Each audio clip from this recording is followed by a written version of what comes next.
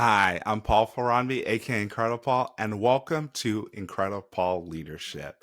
So I'm in a brand new studio, as you can see behind me. The last couple of weeks, things have looked a little bit different. Going forward, you'll probably see me in this setting, assuming I don't record in some other virtual settings. But thank you so much for watching the podcast and listening to the podcast. If you're just listening to it, definitely check it out on YouTube. Go search IncrediPaul Leadership, find it, watch it. But I want to take some time to talk about this episode because it's a little bit different episode. I feel like that's been happening more lately, but it's different because it was the first time I got to do a live podcast. Yes, I got to do a live podcast. So I was able to do a workshop during the Michigan LSAMP Scholars Day. So I've talked about LSAMP in the past, or LSAMP, Louis Stokes Alliance for Minority Participation. Alliances all over the nation with several different colleges, universities. And so this one was in Michigan. This alliance is led by the University of Michigan, but this conference is actually held at Wayne State University in Detroit, Michigan. So I had the opportunity, I was invited there to be on a panel and also asked to lead a workshop. And I thought, why not do something a little bit different for the workshop? Let's make this workshop a podcast. So that's what we did. I didn't have all the equipment I would normally have, but I was like, I have my phone, I have microphones, let's do it. Well, you can let me know how it works. Maybe I can do a traveling podcast, so to speak, and get to connect with different people, different locations. Let me know your thoughts and get better equipment. Link up with local photographers, videographers, all of that stuff. But this episode was talking about STEM identity and really my STEM identity, as well as my person I was interviewing, Dominique, who happens to work with me on the nonprofit NALA STEM, National Alliance Leading Acceleration of STEM. And so you'll probably hear a little bit of the introduction, talking through like what we're doing, and then we'll dive straight into the podcast. And yeah, so you'll hear the intro once again, most likely. But like I said, it's a little bit different episode. Let me know your thoughts. If you like it, don't like it. But it was a really great conversation with the students. Asked really great questions about your identity in STEM. And I would say, even if you're not in STEM, a lot of this applies to you as well. Just really understanding your identity, what you do, and who you are, because your identity can come from what you do, but really it's to come from who you are. And that's coming from within and working its way out. It looks a little bit different. I think coaching can help with that. Definitely been coached and mentored on that. But without further ado, let's jump right into the live session. Turn this up, turn this up. Your professional development is one of the keys to your career success. When you combine your desire to grow with actionable steps, your journey to success becomes an incredible reality. Hi, I'm Paul Ferranbi, aka IncrediPaul, and welcome to IncrediPaul Leadership, where we learn how to become the most incredible versions of ourselves by learning from each other. Today, I have the honor of having Dominique Graham on the show. She is currently the actually, I'm just going to let you introduce yourself. You introduce yourself. Yeah. Thanks, Paul. Yeah. So I currently serve as a chair for the Mentorship Committee for NALA STEM, and I'm excited to do that. My background is in biology. I went to school at Rutgers University, so I'm a double alum from there. I received my master's in learning, cognition, and development, and I'm also currently a doctoral student in educational leadership. Over the years, my STEM identity has changed drastically. It is not what it was when I started as a biology major at Rutgers, and I can say that the experiences that you will have as STEM majors will be fluid, and it'll look like a little roller coaster. But I'm happy that we're having this conversation today to talk about identity and why it's important. Yes, absolutely. It's a conversation that needs to be had. STEM identity. What do you all think about when you hear STEM identity? Curious. Anything? To be honest, I had the same response. I was like, what do I think about when I hear the word STEM identity? And so taking some time, because I put you all on the spot, I had some time to think about it.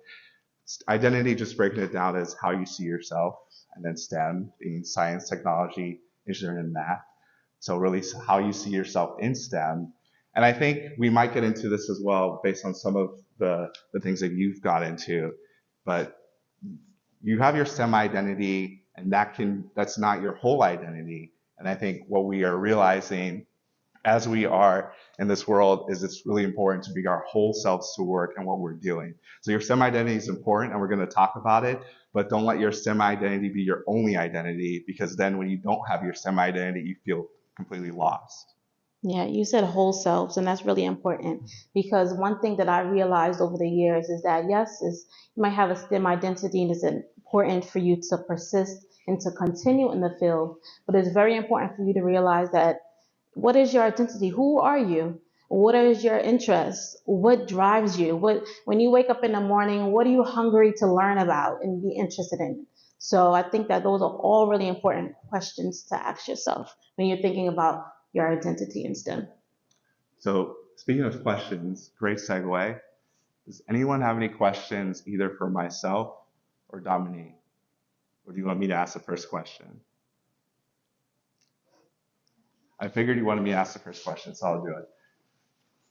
So you kind of talked about what you're currently doing now. You say started in biology and how your identity kind of changed. Tell us more about your STEM story, how you even got into STEM to where you are now. Yeah, that's a good question. So I actually had some time to think about it. And it was important. It was good to reflect on it. My experiences in STEM started at a really, really young age. When I was growing up in Brooklyn, New York, I'm a native New Yorker. My mom is a nurse, so I saw her, and I had a lot of family members that were in the helping profession. So I knew that something in the sciences or the STEM I wanted to be, because that was around me. So my proximity and my access, my closeness to STEM, it was there in the household. So that was important. Fast forward a little bit, my mom, who was a single mom at the time, she ensured that I was a part of programs. So from elementary school through high school, they called it magnet or gifted programs.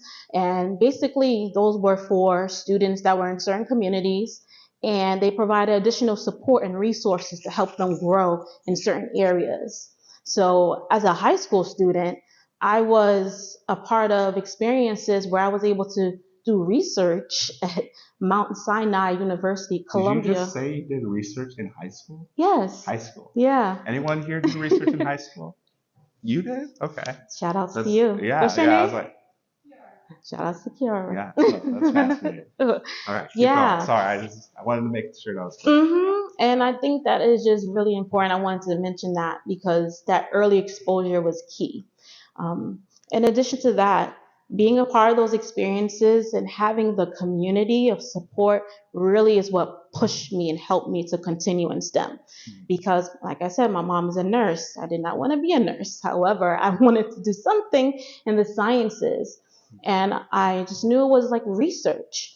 So when I got to Rutgers and I did research in cognition studies, learning how the students' memory, their attention, their processing skills changed doing some mathematics program, it kind of helped me to build my identity, but also my efficacy, my self-efficacy. And that's a little bit different than identity. Identity, you think more of like these shared values that you have with a group of people, like everybody in this room. You're on LSAMP, you're all in STEM, you have that identity. But efficacy is actually seeing yourself as a STEM professional and seeing that pathway for you. So I was able to do that, and I think that is really important for everyone to really capture. Seeing yourself as a STEM professional. So when you say that, that makes me think of imposter syndrome. How many people in here have heard of the term imposter syndrome? Okay. Majority of the room. And let's say it's a safe space. How many people have felt imposter syndrome? I'll raise my hand as well. So with that and seeing yourself as a STEM professional, how were you able to navigate that? I heard you say some stuff about support and mentorship. Were there any specific people or resources? Yeah. So during my undergrad at Rutgers University, I studied biology, and I initially wanted to go to medical school, and that was the only thing that was on my mind. However, when I took the entrance exam for medical school, which is called the MCAT, I did not do well at all. I took the GREs as well, and I don't even think they require GREs today to get into grad school. However, that's when I began to have these mixed emotions and just feelings of what's next. So I had mentors through the LSAMP program in New Jersey that helped me. They asked me questions that no one has ever asked me before. And I began to really think and see, like, what do I want to do next? So I'm really fortunate that I was able to be a part of LSAM and be a part of research, and my passions were seen more so that since when I was in the program and just before I graduated, the director of the program, I remember to this day, it was a meeting with me, the director, and the assistant director, and they said, "Hey, Dominique, we see something in you. Do you want to be the coordinator for the program when you graduate?" And you don't really have opportunities like that. So I took it. And from those experiences, I was mentored by my director, and I began to have a new identity as a STEM educator, an informal STEM educator. And I love it. So how long ago was that you were given that position? That was in 2013 when I graduated. So I literally crossed the stage and I went to work the next day. Wow, no break in between? No, no. All right. Mhm. Question. Maybe a week. Sorry. You mentioned earlier some questions that helped you. Do you remember what some of those questions were? That my mentors asked me to. So it was more of those root questions. I told you it was 10 years ago now. Come on. But I think it was more so of like skills. Like, what do you see yourself like doing with this degree? You know, um, it was just those questions of like understanding my passions, my strengths. I was asked to do. I'm not sure. Has anyone have heard of the Clifton Strengths Finder assessment? Yeah, because I was not sure. Like I knew that I was good at STEM and helping people, but I want to know like what are my other skills, you know? And that Clifton Strengths Finder is a really great tool, and I use it today, so you can understand more of your skills. So I hope that answers your question a bit. Yes, thank you. No problem. Good question. Any other questions? Yes. Oh, for me. Yeah, I was wondering kind of how, well, I don't know if you but my first question would be like, how you decided you wanted to go the engineering route, and then also right after, kind of how you approached getting a job with that, and kind of like, you worked in, I guess, like industries with like Mars and stuff like that. So how did you end up there? That's a really good question. And without taking the rest of this time, I will summarize by saying, actually, similar to Dominique, coming into college, I wanted to go to med school. I think a lot of people growing up, you ask them like, "Oh, what do you want to do when you grow up?" And I was like, "I want to be a doctor because I want to help people." And I thought that was really the only way to do that. And then as I grew older and went to high school, was graduating, going to college visits, I declared my major as pre-med, and quickly found out that pre-med is not a major. You need to choose a major. I said, okay, I'll do biology or chemistry. That's what a lot of people who are pre-med usually do. And then it's funny, Dad is actually in the room. He's there. And so because he was with me for all the college visits, and he asked me a question. It's like, if whatever reason you don't become a doctor, are you fine being a chemist or a biologist? I thought about it. It was like, no, that's not really what I want to do. It's med school or nothing. And so I started to think about, okay, what do I really want to do if for whatever reason med school doesn't work out? Always loved math and science. And so it's really that I like math. Chemistry was one of my favorite scientific majors or studies. So I was like, chemical engineer. And that was really what I chose. I was like, chemical engineer was my backup, believe it or not. It's like, if it's not med school, I'll become a chemical engineer. What ended up happening was I went to Iowa State University, and they had a program where you could go and do research, actually before your freshman year over the summer. And it was also a paid experience. So on top of that, and just have an opportunity to be on campus before the other freshmen, get used to it. So I did that and fell in love with research. And fast forward, I did 4 years of research, or 8 semesters of research while I was at Iowa State, actually in the same lab that I started off in the summer. It was just kind of collaboration. And how I ended up in the industry side was, I think it was my junior year, going to different career fairs and stuff. I applied to Cargill and was able to get a co-op from Cargill. And so that was in Wichita, Kansas, was in a soybean refinery, soybean crush. So basically you get soybeans in, they convert them into soybean meal, crude oil, and there was a refinery next door, blah, blah, blah. It was a great experience, but I realized that I didn't want to do that, but I liked being in the industry.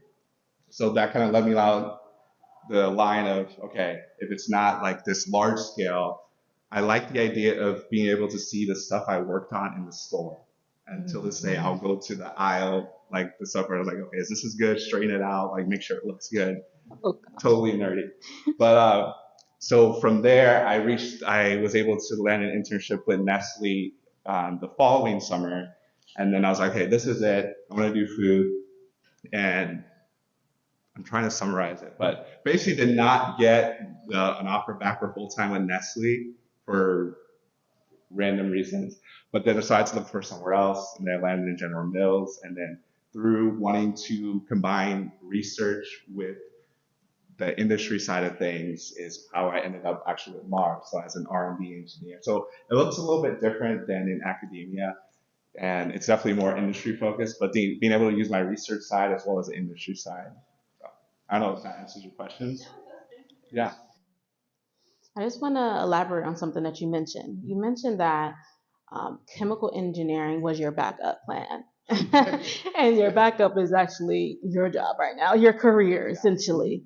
So I think that also when you're thinking about your STEM identity, for those that might be uncertain about STEM still, I'm not sure if there's any of those folks in the room right now or joining in the podcast, but you want to just think about the things that are of interest to you, and also have a backup plan just in case. Yeah, no, that's very true. And usually when I tell people that chemical engineering is my backup, they don't have the precursor of knowing med school. They're like, okay, what was the primary one? But yeah, that's a good point. And also with your career, just being open to different opportunities that you come across. So talking to people all the time. I had some of the different opportunities I've had in a few different companies. I didn't really know even existed until I started working. So I did a lot of stuff in continuous improvement. I think it's more industrial engineers, chemical engineer. And so the first time I saw that, I was like, what is this? This sounds kind of cool. I get to travel a lot, interact with a lot of different people. And then from there, that built on it to more technical stuff, and then it's R&D. So I will say, like, even as we discussed this whole idea of STEM identity, like Dominique already mentioned it, your identity can kind of change and shift. Don't be afraid to try new things. Like I mentioned, the first thing I tried, I did not like. There are some things I did like from it, and I was able to take that and put it into something else. So I really don't think any experience is a lost experience if you can learn from it. Are you wondering what's next? Has everything you tried failed? Or maybe you just feel stuck? Then coaching might be right for you. The coaching relationship is a relationship totally centered on you. If you're tired of running on the hamster wheel of life and want to start to see results, reach out to IncrediPaul for help. So what are you waiting for? Go to IncrediPaul.org/coaching, IncrediPaul.org/coaching, or at I am IncrediPaul on all my socials. Or you can click the link in the bio for your free coaching session. I want to make sure you become the most incredible version of yourself. Absolutely. All right. Any other questions? Yeah. But you kind of began talking about it, but like, did you ever face where you've ended up now, I guess, so like engineering and like you ended up being offered jobs, but like, did you face a struggle where you kind of felt like, okay, this might not be for me, but then you like kind of bought it and ended up where you are now? So like, was that really a big struggle where it's kind of like, this can't be for me, but you were able to overcome it? Yeah. Is this for me or Dominique or You both can of go us? first. You can go first. You want me to go first? What if I'm not ready? What if I'm not ready? Okay. All right. I guess as the host, I can go first. All right. So it's funny you mentioned that. So just to summarize that, if there were an opportunity I wanted to do that wasn't working and I felt like it wasn't going to happen, something like that. Yeah, just kind of, I guess, like, was there ever a time where you, like, were wondering, like, did I make a mistake? Like, is this not for me? Like, was there ever just a point where you kind of hit, like, a wall and you were able to overcome it? Yes, I would say every time I had an exam, I felt that way. But no, in all seriousness, there were times during my junior year taking some of those transport classes, heat transfer, chemical thermodynamics. I'm like, what did I get myself into?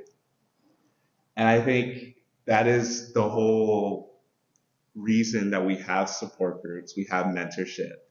And so I don't know if it's a good thing or a bad thing. I found a lot of other people in the class, I say majority of the class, we felt the same way. So we kind of like suffered through it, study groups, and you just give each other accountable too, because I think it's really easy to get caught up in the stuff that you don't understand or you don't know. But that's when you can leverage other people who like, okay, I understand this concept, you understand that concept, let's come together, explain it in a way that we both understand it and get through it. And at the same time, even with classes, you can retake classes. So if you need to retake a class, you can do that. And actually, there are a couple times I actually dropped the class. They were electives, but I was like, I thought they were going to be easier and like pad my GPA. And then after a week, I'm like, this is what I signed up for, and I dropped the class. So I think just understanding like what you can handle as well. I mean, if you have a scholarship or anything like that, you need to remain a full-time student and take the 12 credits. But I would be intentional with what classes you're taking together. So I know that's something that academic advisors would talk to us about. Okay, you don't want to take more than 3 classes that are really super technical because of all the work and stuff you're going to be doing, kind of balance it out. So I think that's something to keep in mind. That definitely helped me. I can definitely agree with some of the things that Paul just said. When I've definitely faced some challenges when I was taking coursework, and I had moments when I felt like, is this really for me? How is this going to apply to the real world? Really, why do I need to take organic chemistry? I think that what helped me get through some of those challenges and those self-doubt stuff in my head was just having, well, this is what it's like formally called, but just having grit. Has anyone heard of the term grit? Grit? Does anyone want to just say out loud, what does it mean? Can we give a mic to that person? And it's not the breakfast food. There. Kind of compared to resilience, right? Like, this kind of, if you compare it, you dedicated to what you're doing, regardless of the circumstances. Okay, yeah. So persevering and getting through the circuit is that in the acronym GRIT is for growth, resilience. What's the I for in grit? I didn't know it was an acronym. Grit, yeah, Right growth, resilience. The I is not coming to me, but tenacity is the last one. But anyway, it's just gritty, they call it. But I had to push through. I had to be resilient. I'm in, I believe, my 3rd career, actually. I started off when my first professional experience was working for the LSAMP program, like as the coordinator. So they call it in academia, like student support services. My second, which I didn't mention, it's not really relevant, sort of relevant, but I was an EMT. And I also worked in the emergency room. And because you remember, I wanted to go to medical school. And then I was like, maybe PA school. So again, in that helping profession, but that's not the life that I had. Grateful though that I met my husband in those spaces. Now I am a research administrator, And I work with the Cancer Institute of New Jersey, and I love administration. And my heart work is working with knowledge STEM and mentorship. So there's things that come up, but you have to follow your gut. You know, you have those moments when you feel like there's resistance in you, and I will just listen to that feeling, because 9 out of 10 times it's for a reason. So in those moments, you just reflect on it. If you're a believer, pray on it, and then everything will fall into place. It's really comforting to like hear people that have made it so far in their career and are really successful talk about their challenges, just because when it feels so far, like say you grew up with or something, it feels so far away, and you're like, okay, well, if I can't overcome this, then how am I going to end up there? And so it's just really comforting a lot of the time. Yeah, I know. Everyone faces those challenges. Yeah, and thank you. It was also comforting to hear you say that. But I also want to just recognize and congratulate you all already for just being here. And also for many of you that were going through your academic experiences through the pandemic as well. Either it was in high school, transition from your 2-year school, 4-year school, wherever you were, but you made it through. So that's a one-up for you. Yeah, I don't know how many times we heard the word unprecedented, I can't even say it, unprecedented times. Mm-hmm. And you all were in that, especially, okay, just to get a gauge of the room, who here is a freshman? Sophomore? Junior? Senior? Any seniors? Okay. I'll say especially for the freshmen and sophomores that going through high school, and then even, I think all of you were probably going through high school during that time, maybe not. Mm-hmm.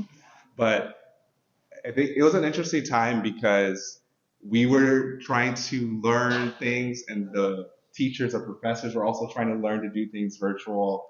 And so we still don't understand like what the ramifications of all that really means. But so I would say, especially if you feel like you don't have the right soft skills, so to speak, or the right communication skills, be patient with yourself. You went through a time that was literally had not been seen in over 100 years. And so that's where seeking out people who are going through it together, as well as people like ourselves that we didn't go through that. But I know actually NALA STEM that we've been talking about was birthed in the pandemic in October of 2020.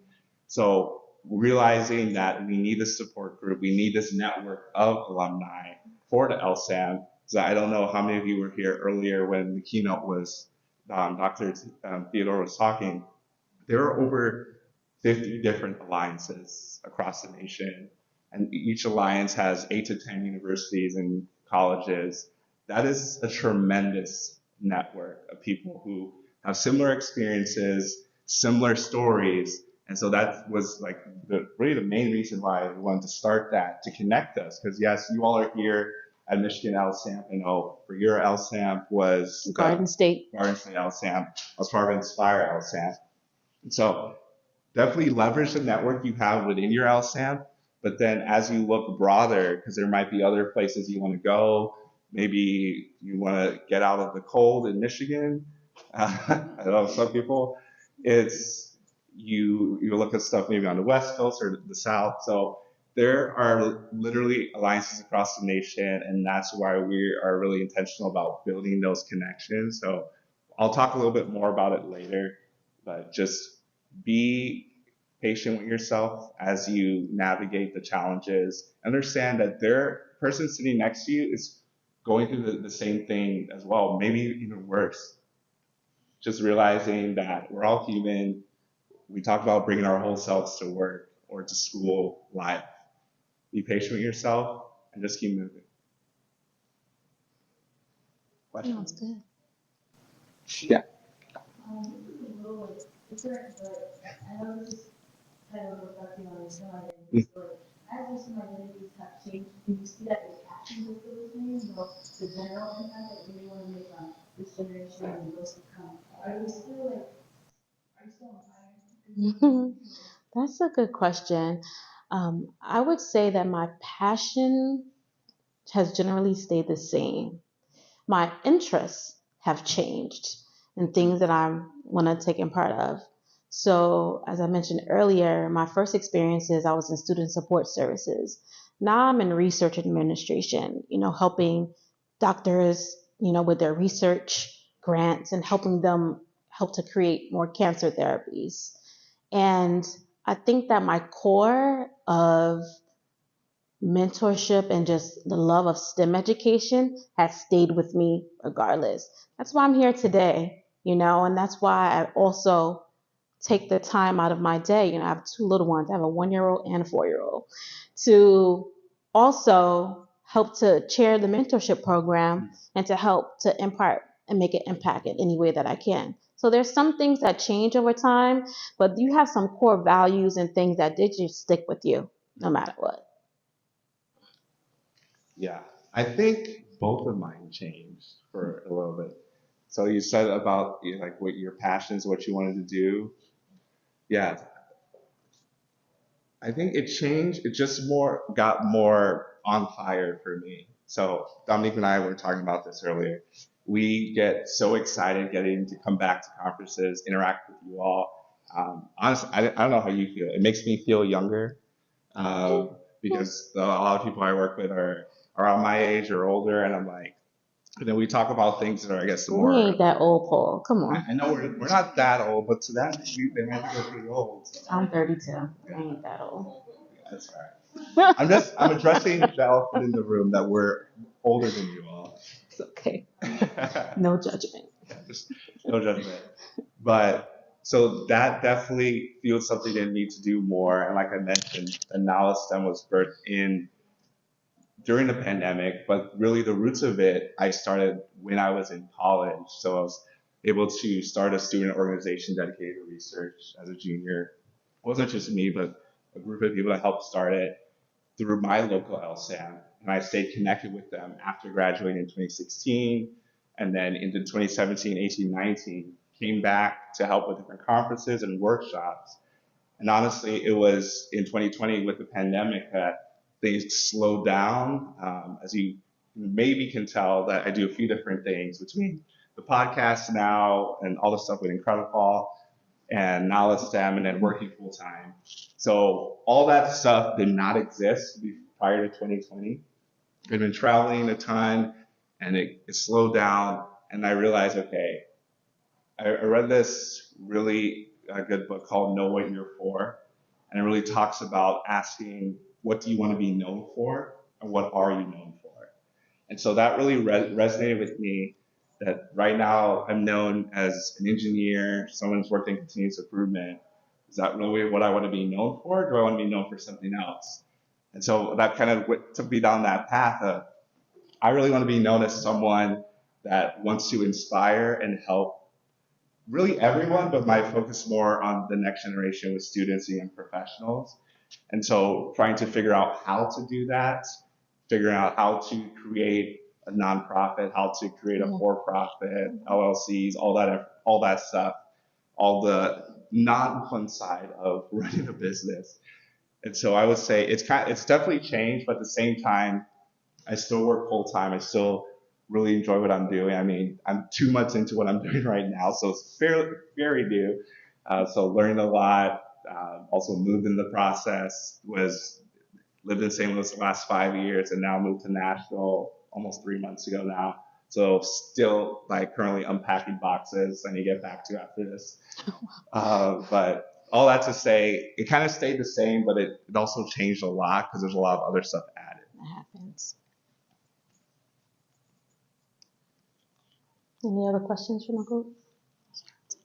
I guess, I know you mentioned being patient with yourself, Mm. and I feel like when we realized talking before we started, I feel like with this generation, everybody's what's next? What do you do? Mm-hmm. Yes, you can stay in a second. Mm-hmm. How do you know when to prioritize yourself and when to give yourself a break?